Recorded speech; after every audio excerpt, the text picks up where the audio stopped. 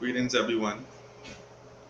Nipsey Hussle's brother, or his close friend, who is being referred to as Cowboy, if you remember in the video, um, in the post crime scene aftermath, there was a brother in a cowboy hat with some long braids, like some cornrows.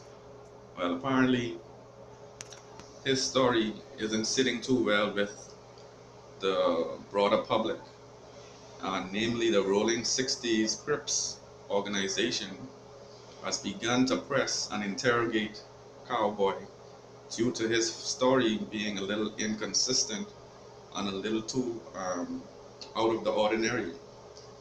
All right, if you remember, the brother told the events after it took place. And what he said was that he and Nipsey and another guy were standing outside, right? And he went inside. And when he went inside, suddenly shots rang out and Nipsey was killed, right?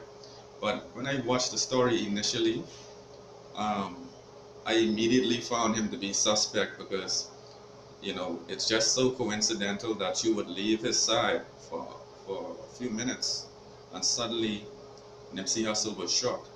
It's almost like he had prior knowledge to the intentions of the gunman.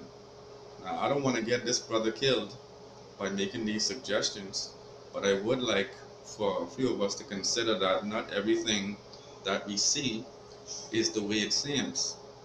Okay? Sometimes your closest friends are your worst enemies.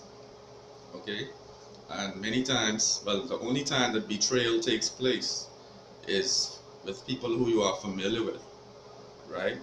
Sometimes the most envious people are the people who are closest to you, right? Which is why I try to keep my circle one deep, But people, this is a startling development. This teaches us that we should really watch our friends, or maybe he is just a person who was too rattled to seem believable. Um, but the Rolling 60s Crips don't believe a word of it. There's a video circulating with them actually questioning him and interrogating him, and he was basically refusing to speak. So, people, let me know what your thoughts are in the comments below about this development. Rest in peace to Nipsey Hussle. Our prayers go out to his family. One love.